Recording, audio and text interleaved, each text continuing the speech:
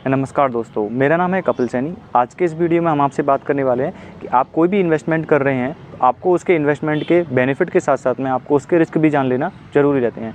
कहते हैं ना कि अच्छाई के साथ में बुराई आती है। अगर आप दोनों चीज़ों को कंपेयर कर लोगे तो आपको पता रहेगा कि ये मेरे लिए चीज़ अच्छी है या बुरी है। तो आज के इस वीडियो में हम आपको इन्वेस्टमेंट के जो रिस्क हैं उसके बारे में बताएंगे और इस वीडियो में मैं आपको 5 ऐसे रिस्क के बारे में बताने वाला हूँ जो कि आपको इन्वेस्टमेंट करने से पहले जान लेना बहुत ज़्यादा ज़रूरी है। क्योंकि आजकल सोशल मीडिया का ज़माना है, लोग फिनटेक इन्फ्लुएंसर आकर के लोग बताते हैं कि आप शेयर मार्केट में पैसा लगा दीजिए, आप प्रॉपर्टी में लगा दीजिए, आप गोल्ड में लगा लीजिए। बहुत सारी अपॉर्चुनिटी बताते हैं, आप यहाँ पे इन्वेस्टमेंट करिए, इतने साल में इतना हो जाएगा। लेकिन वो ये चीज़ें नहीं बताते हैं कि शेयर मार्केट में केवल 94% जो रिटेल इन्वेस्टर हैं वो अपना पैसा लूज़ करते हैं और केवल 6% ही जो इन्वेस्टर हैं वो ही कमाते हैं, जिसमें कि बड़ी बड़ी बैंक्स होती हैं, कंपनियां होती हैं, वो कमाते हैं। लेकिन ये चीज़ें नहीं। अच्छा है, ऐसे रिस्क के बारे में बताने वाला हूं जो आपको इन्वेस्टमेंट करने से पहले जान लेना बहुत ज़्यादा ज़रूरी है। चलिए शुरू करते हैं। सबसे पहला है हमारा रिस्क फाइनेंशियल मार्केट रिस्क।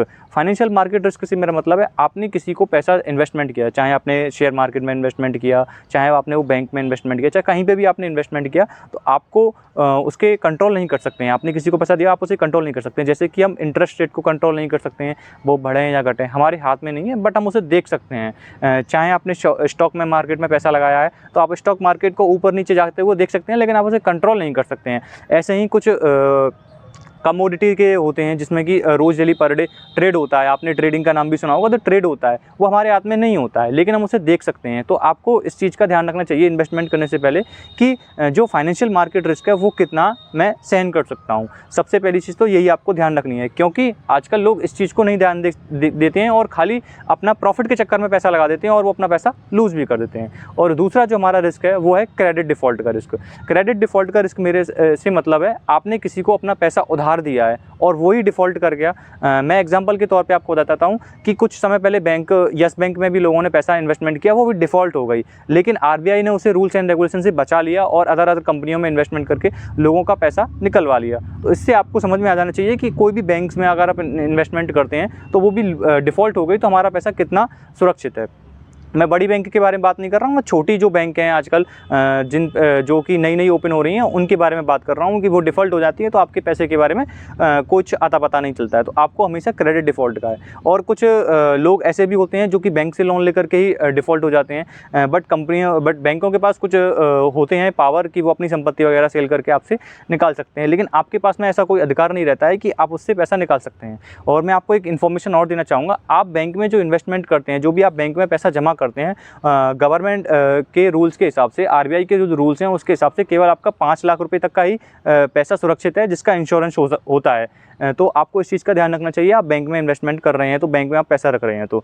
और तीसरा है हमारा लिक्विडिटी का। लिक्विडिटी से मेरा मतलब है कि आपने कोई प्रॉपर्टी में इन्वेस्टमेंट किया और आपको ज़रूरत पड़ गई पैसे की कि मुझे अभी पैसे की ज़रूरत है, और आप उसे तुरंत सेल नहीं कर सकते हैं क्योंकि उसमें टाइम लगेगा और आपको उस तरीके के दाम नहीं मिल पाएंगे, उस तरीके के पैसे नहीं मिल पाएंगे जो आप एक्सपेक्ट करते हो और जो कि उसकी वैल्यू है। क्योंकि अगर आपको अर्जेंट ज़रूरत है, अर्जेंट में लोग आपका फ़ायदा उठाएंगे और आपको हमेशा लॉस में ही जाना पड़ेगा। तो आपको लिक्विडिटी का भी ध्यान रखना चाहिए कि इसमें मैं अपना पैसा लगा रहा हूँ तो मुझे कितना लॉस झेल सकता हूँ कि अगर मुझे अर्जेंट ज़रूरत पड़ गई तो।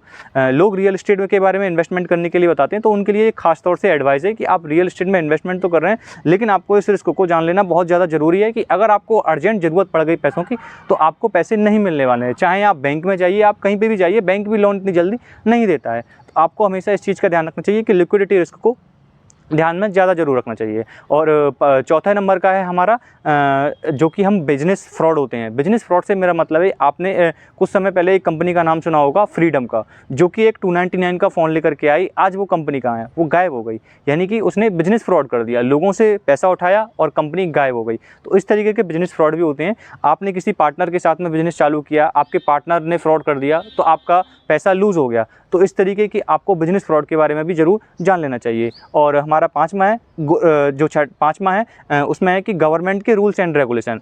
कुछ चेंजेस आते रहते हैं गवर्नमेंट की तरफ से भी, जैसे कि अभी जो लेटेस्ट चेंज आया था वो आया था कि गवर्नमेंट ने गोल्ड के जो कस्टम ड्यूटी है उसे कम कर दिया था। जितने भी लोगों ने गोल्ड में इन्वेस्टमेंट किया था उनका जो रिस्क है वो जो उसका इन्वेस्टमेंट है वो काफ़ी कम हो गया। तो आपको हमेशा इन्वेस्टमेंट करने से पहले गवर्नमेंट की रूल्स एंड रेगुलेशन के बारे में ज़रूर जान लेना चाहिए, क्योंकि जिनकी सोवरेन गोल्ड में इन्वेस्टमेंट किया था कि उनको पैसा बढ़ के मिलेगा, उनको भी काफ़ी कम रिटर्न मिला है, क्योंकि गवर्नमेंट ने कस्टम ड्यूटी कम कर दी तो सोना भारत में सस्ता हो गया। तो इस चीज़ का भी आपको ध्यान रखना चाहिए कि आपकी जो भी इन्वेस्टमेंट कर रहे हैं उसमें गवर्नमेंट का क्या रूल्स एंड रेगुलेशन आ सकते हैं। एक चीज़ और बताऊंगा, गवर्नमेंट की तरफ से ही एक रूल्स आया था, जिन्होंने गेमिंग इंडस्ट्री है उनमें इन्होंने इन्वेस्टमेंट किया था। अब गेमिंग इंडस्ट्री की उन्होंने हवा टाइट कर दी, क्योंकि 28% GST लगा दिया। 28% GST लगाने से तो बहुत ज़्यादा नुकसान हो गया। तो इससे गेमिंग में इन्वेस्टमेंटिंग कर रखी थी लोगों ने, उनकी इन्वेस्टमेंट पर बहुत ज़्यादा खतरा आ गया। तो इसी तरीके की चीज़ों को आपको ध्यान रखना चाहिए।